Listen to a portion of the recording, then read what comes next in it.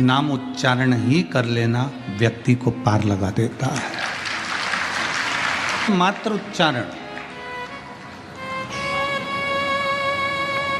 ने यहाँ के लिंग में से किसी ज्योतिर्लिंग में अगर मनुष्य बनकर भी ना आए, मानव का शरीर भी नहीं मिला, मान लो नहीं मिला,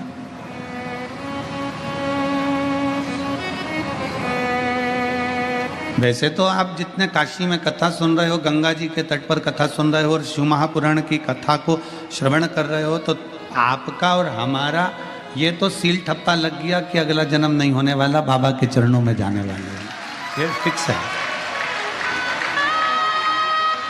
बोल बम का नारा है, सारी समस्या का हल। कोई लेट बनता है, कोई जल्दी बनता है, शिव को जल चढ़ाने वाला एक दिन सेठ जरूर बनता है। तो ये तो निश्चित हो गया कि जन्म नहीं होना, वापिस बार बार बार बार बार बार नहीं आना अपने को, तो अपने। और फिर निवेदन है,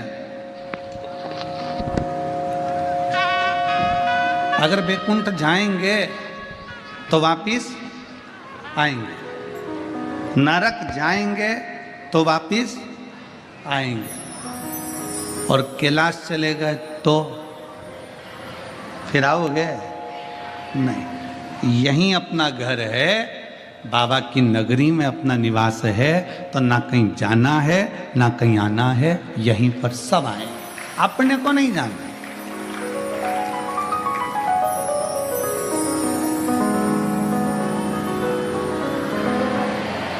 अभी हम रास्ते में आ रहे थे तो चित्रकूट, आज बड़े आनंद के साथ में कथा का रसतत्व है। ये पिता का घर है काशी, जिसका केवल नाम उच्चारण मात्र कर दिया जाए, केवल वो कहते हैं ना, लोग डराते हैं तो दूसरे के नाम से डराते हैं। लोग कहते हैं लो फोन पे बात कर लो, हमारे काका जी की पहचान है, लो बात कर लो हमारी। स्कंद पुराण कहती है, स्कंद पुराण का काशी खंड कहता है कि दुनिया के लोग भय दिखाएंगे, डराएंगे दूसरे के नाम से, पर अगर जीव नरक भी जा रहा है, बैकुंठ भी जा रहा है, और वहां चित्रगुप्त महाराज सामने खड़े होकर पूछेंगे कि तूने पुण्य कौन सा करा, तूने सत्कर्म कौन सा करा, तुम्हारे मुख से कुछ ना निकले, केवल काशी एक संबोधन ही निकल गया, तो चित्रगुप्त भी हाथ जोड़कर कह देंगे इसको कैलाश छोड़कर आए। ये साधारण भूमि नहीं है, ना जाने कितना तप, कितनी साधना, कितनी आराधना, पूरा ब्रह्मांड, पूरी सृष्टि जल में मग्न हो जाती है। सतयुग आता है, त्रेता आता है, द्वापर आता है, कलयुग आता है, नष्ट हो जाता है, चले जाता है, फिर वापिस सृष्टि रचना प्रारंभ होती है। कितनी बार सृष्टि पानी में डूब गई, कितनी बार सृष्टि जल में मग्न हो गई, कितनी बार सृष्टि समाप्त हो गई, पर पूरी भूमंडल पर केवल एक काशी ऐसी अजर और अमर है जो कभी समाप्त नहीं होती, वो हमेशा की हमेशा रहती है, वो कभी समाप्त नहीं होती, और बड़ी बड़ी पवित्र है, बड़ी पवित्र, बड़ी आनंद है। और इसकी पवित्रता का ध्यान आपको और हमको भी रखना है, इसकी पवित्रता का ध्यान आपको और हमको रखना है। काशी पवित्र है, उसकी पवित्रता आप और हमको बनाकर रखना है। गंगा जी का स्नान करने जाओ, मना नहीं है, पर याद रखना कोई गंदगी मत फैलाना। कथा श्रवण करने के लिए बैठे हो, कंकर कंकर में मेरा शंकर है, विश्वनाथ की धरा की एक एक कंकर में मेरा शंकर समाया हुआ है। कहीं ऐसी ऐसी जगह पर कोई गंदगी मत करना। रोज प्रतिदिन कथा सुनने के बाद शाम का समय मिल जाए तो जितना कचरा पड़ा हो उसको एकत्रित करना, कचरे की गाड़ी आएगी उसमें डालकर उसको पहुंचा देना, अपनी भूमि को अपने को स्वच्छ रखना है। कण कण में शंकर है। स्नान करने जाओ तो ध्यान रखो कि गंगा में हम स्नान कर रहे हैं, कोई बेकार वस्त्र वहां न पटक के आ जाए, कोई जूतल चप्पल हम वहां न पटक कर जाए, कोई चीज हम वहां न पटक कर जाए, इसका स्मरण रहे। काशी की पवित्रता का ध्यान आपको और हमको रखना है।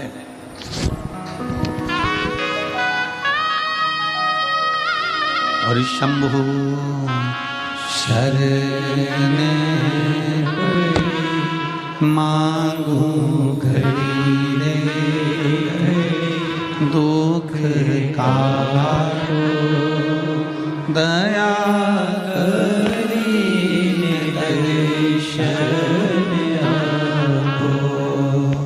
शंभो शरण पड़ी मांगू घड़ी रे घड़ी दुख काटो दया करीने दर्शन।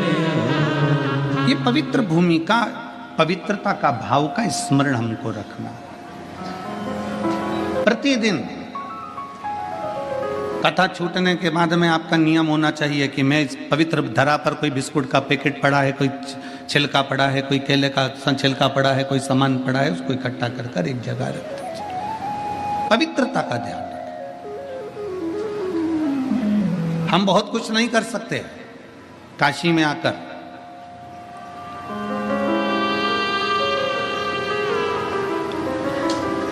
दो चीजें कर सकते हैं। एक, मेरे बाबा का दर्शन, दूसरा काशी में आकर थोड़ी सी सेवा। एक, बाबा का दर्शन करिए और दूसरी सेवा करिए, और जितना बन सकता है सेवा के क्रम को आगे बढ़ाइए। कितनी सुंदर बात है। एक बड़ी सुंदर चरित्र आता है।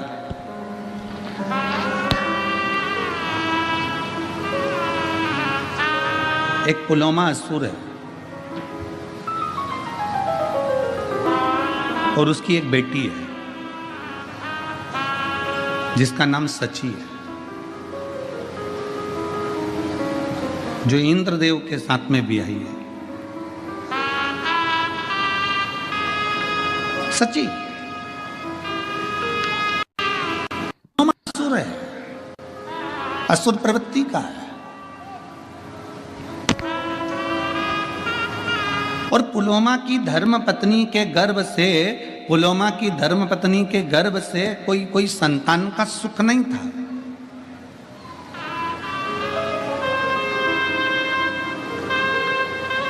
पुलोमा की धर्म पत्नी के गर्भ से कोई संतान नहीं थी, कोई औलाद नहीं थी।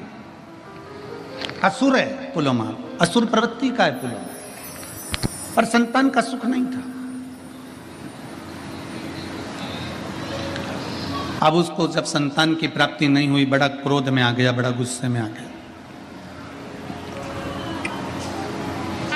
करे तो करे क्या? पुलोमा ने विचार कर लिया कि अब देवताओं ने मुझे संतान नहीं दी है, इसलिए मैं सारे देवताओं को परेशान कर दूंगा। मुझे औलाद का सुख नहीं प्राप्त हुआ है तो मैं सारे देवताओं को परेशान कर दूंगा। सारे देवताओं के पीछे पुलोमा पड़ गया, सारे देवताओं के पीछे। बैकुंठ जाए, वहां भगवान नारायण को परेशान करे। ब्रह्मलोक में जाए, ब्रह्मा जी को परेशान करे। इंद्र लोक जाए तो इंद्र को परेशान करे। जहां जहां गरुण वरुण जितने लोक है, सारे लोकों में जाता और सबको परेशान करता, सबको कष्ट देता, सबको कष्ट, सबको परेशान करता, सब परेशान।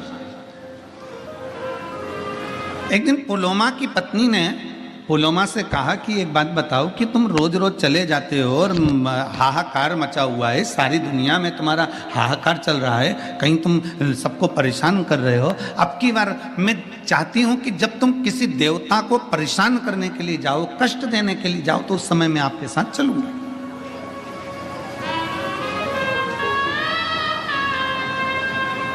जरा इस पवित्र धरा की पुण्यता देखिए कितनी प्रबल है। अभी आप अगर किसी असुर के रूप में किसी देवताओं को परेशान करने के लिए जा रहे हो तो मैं आपके साथ चलूंगी। पुलोमा की पत्नी पुलोमा के साथ में लग गई और पुलोमा के साथ में चल दी। पुलोमा जब चलते चलते चलते चलते ब्रह्मांड में भ्रमण करते करते करते करते गंगा जी के पवित्र तट पर, इस पावन धरा पर, काशी की भूमि पर से पुलोमा जब निकल कर जा रहा था तो उसकी धर्म पत्नी भी उसके साथ जा रही थी। आज धर्म पत्नी के मन में यह भाव उत्पन्न हुआ कि मैं अपने पति असुर पुलोमा के साथ जा रही हूं, तो मेरे देवताओं को ये परेशान करने जा रहे हैं और मैं देवताओं का दर्शन करने जा रही हूं, तो क्यों ना अपने चरण की पादुका को छोड़ दो।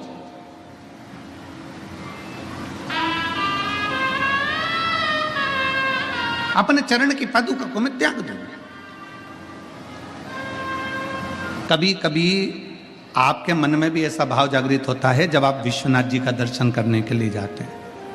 कभी कभी आपके मन में भी यह भाव जागृत होता है जब आप गंगा जी का स्नान करने के लिए जाते हैं। कभी कभी आपके मन में भी एक भाव जागृत होता है जब आप काल भैरव का दर्शन करने के लिए जाते हैं।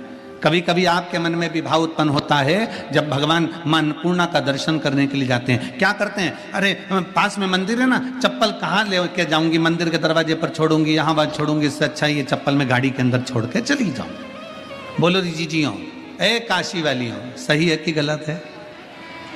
कभी कभी अपने मन में विचार आता है कि ना? बोलो रे जी जाओ, सही है कि गलत है?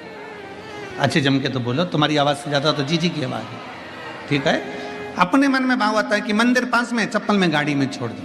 अब ये तुम्हारी बुद्धि में, तुम इतने वीआईपी रहने वाले, तुम इतने चकाचक रहने वाले, एक मिनट तुम हॉल से भी अगर रसोई घर में जाओ तो बिना चप्पल के नहीं जाओ, तुम अपने वॉशरूम में भी जाओ तो बिना चप्पल के नहीं जाओ। तुम्हारी बुद्धि में ये आया कैसे कि मंदिर सामने है तो चप्पल गाड़ी में छोड़ जाऊं? ये तुम्हारी बुद्धि में, तुम्हारे मन से नहीं आया। जो तुम्हारे माता पिता ने भगवान शंकर को एक लोटा जल चढ़ाया था, उस जल का प्रताप तुम्हारी बुद्धि में आ गया और तुमने चप्पल गाड़ी में छोड़ दी और पैदल नग्न पैर से, नंगे पांव से, चप्पल को त्याग कर, पादुका को त्याग कर, जूते को त्याग कर और बाबा के धाम की ओर चल दिए, भगवान के मंदिर की ओर चल दिए। मंदिर पास में, तुम चाहते तो चप्पल को साथ पहन कर जाते, द्वार पर छोड़ देते, पर तुम्हारी बुद्धि में जो आया वो भगवान शिव की कृपा से आया। पर चप्पल का त्याग करा, नंगे पैर चलकर जा रहे हो, नंगे पैर चलकर जा रहे हो। अब पुलोमा की पत्नी ने विचार करा कि मेरा पति तो असुरों को, असुर प्रवृत्ति का और देवताओं को परेशान करने जा रहा है।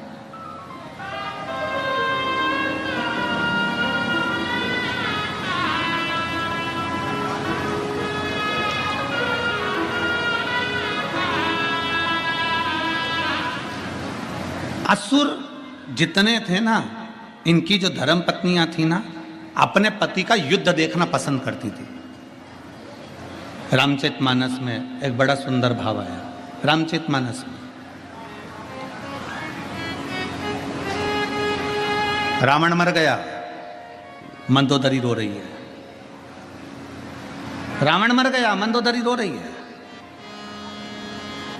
खूब आंसू ढल ढल कर रो रही है। तो मेरे राघव जी के मन में आया, मेरे राम जी के मन में आया, जरा पता तो करूं कि मंदोदरी इतना क्यों रो रही है। राम जी तुरंत लखन लाल जी के साथ, हनुमंत लाल जी के साथ में मंदोदरी के पास पहुंच गए। मंदोदरी क्यों रो रही हो?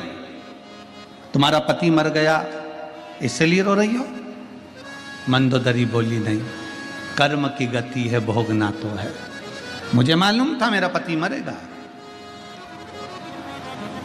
मंदोदरी, तेरे पुत्र मर गए तू इसलिए रो रही है? कर्म की गति है, मैं जानती थी कि मेरे पुत्र गलत का साथ दे रहे हैं तो वो भी मरेंगे। मंदोदरी, तेरा देवर कुंभकर्ण मर गया इसलिए रो रही है? नहीं, कर्म की गति है, वो भी भोगना है। तेरा पूरा राक्षस कुल समाप्त हो गया मंदोदरी, तू इसलिए रो रही है? मंदोदरी कहती है नहीं, मेरा रोना इसलिए भी नहीं है। फिर मंदोदरी तू रो क्यों रही है? किस लिए तुझे रोना आ रहा है? तो मंदोदरी कहती है मैं रो इसलिए रही हूं कि दरवाजे पर इतने दिन से राम आकर खड़े थे और मैं दरवाजे के बाहर निकलकर उसका दर्शन ना कर सकी, इसलिए रो रही हूं।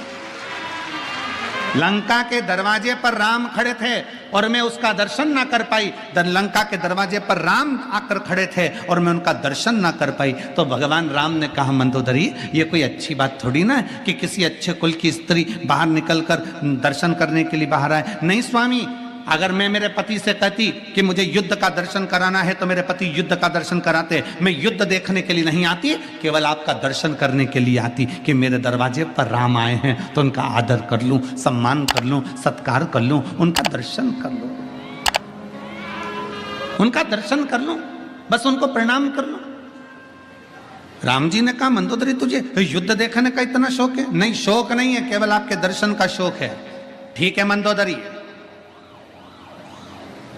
ये दशरथ पुत्र राम आज तुझे वचन देता है, अगर तू युद्ध का दर्शन करना चाहती थी तो मैं तुझे युद्ध का दर्शन कराऊंगा, पर इस जन्म में नहीं मंदोदरी, मेरा जो अगला अवतार होगा कृष्ण अवतार, तब मैं तुझे युद्ध के मैदान में खुद बुलवाऊंगा। तू जब तक मंदोदरी कहती है मैं तो मर जाऊंगी, मेरे प्राण छूट जाएंगे, भगवान कहते तुझे मरने भी ना दूंगा। और आया था समय, आप सभी ने महाभारत का एक सुंदर चरित्र श्रवण करा होगा। भीम ने शब्द कह दिया था द्वारकानाथ के सामने, द्वारकाधीश चिंता करने की जरूरत नहीं है, ऐसे कौरवों की सेना को तो मैं मरोड़ कर छोड़ दूंगा और तोड़कर इनको फेंक दूंगा, इनको तो मैं जीवित नहीं रहने दूंगा। जब भगवान द्वारकानाथ के शब्द सुना तो द्वारकाधीश को लगा कि पांडवों में सबसे ज्यादा अभिमान भीम को अपनी वीरता का है, ये बर्बाद कर देगा, ये समाप्त कर देगा। और भीम को इतना अहंकार आना है तो ये भीम कहीं ना कहीं समाप्ति की ओर लेकर जाएगा। इसलिए भगवान द्वारकानाथ ने कहा भीम युद्ध मार्ग में लड़ना, तुम्हें अपनी वीरता का अहंकार है, हम जानते हैं, तुम जाओ एक काम करो, लंका जाना, वहां से मंदोदरी को लेकर आओ, मंदोदरी को लेकर आना और कहना कि मुझे युद्ध के मैदान में युद्ध का दर्शन कराने के लिए द्वारकानाथ ने बुलाया। मंदोदरी कौन? भीम पूछ रहे हैं। तो भगवान द्वारकानाथ कहते हैं पहले लंका में जाओ, मंदोदरी को लेकर आओ। भीम लंका में गए, भीम ने जाकर लंका में प्रणाम किया और पूछा कि मंदोदरी कहाँ रहती है। बूढ़ी सी मंदोदरी अपने कक्ष में बैठी हुई थी। भीम ने जाकर प्रणाम कर कर कहा मंदोदरी हो? हाँ, चलिए, कौरव और पांडवों का युद्ध होने वाला है, उसका दर्शन करने के लिए द्वारकानाथ ने बुलाया है। मंदोदरी की आंख से आंसू बह गए। द्वारिकाधीश, मेरे राम जी का अवतार हो गया, प्रणाम करती हूं मेरे द्वारकानाथ को। द्वारकानाथ किसका युद्ध है? मेरे द्वारकाधीश युद्ध लड़ रहे हैं। भीम कहते हैं द्वारकानाथ युद्ध नहीं लड़ रहे, मेरे जैसे शूरवीरों का युद्ध है।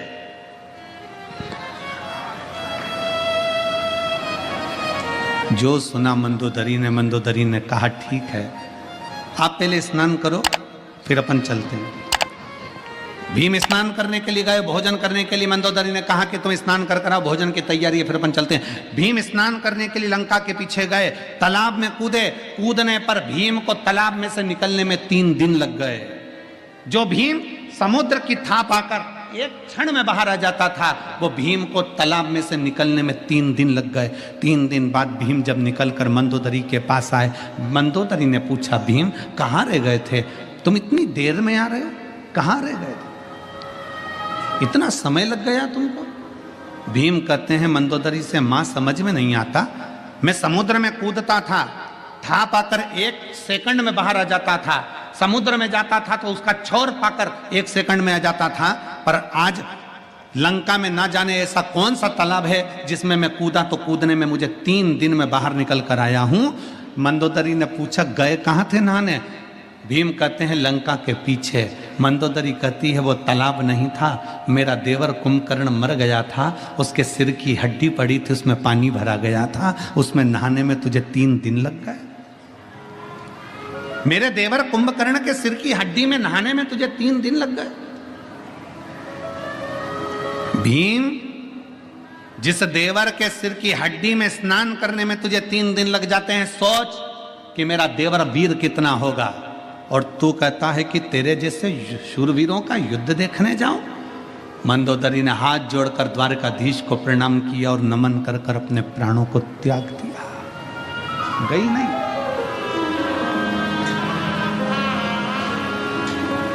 असुर प्रवृत्ति में जन्म लेने वाली कई असुर राजाओं की धर्म पत्नियां भी ये चाहती थी कि भगवान का दर्शन हो जाए। उस समय इसमें एक पुलोमा की धर्म पत्नी थी। पुलोमा का धर्म पत्नी जब भ्रमण करते करते करते करते अपने पति पुलोमा के साथ में इस काशी की पवित्र धरा पर आती है और पुलोमा की पत्नी काशी की पवित्र धरा पर आती है। आते आते पुलोमा की पत्नी ने विचार करा कि अब मैं अपनी पादुका का त्याग कर देती हूँ। ये पादुका का त्याग करना भी मतलब आप अगर किसी मंदिर में जा रहे हो, देवालय में जा रहे हो, शिवालय में जा रहे हो, कुछ दूरी पर अपनी पादुका, अपनी चप्पल को छोड़ देना भी यह हमारे जीवन की एक कृतार्थता है।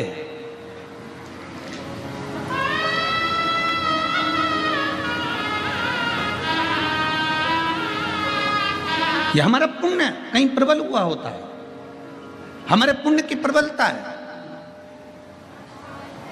भगवान के प्रति हमारा प्रेम है।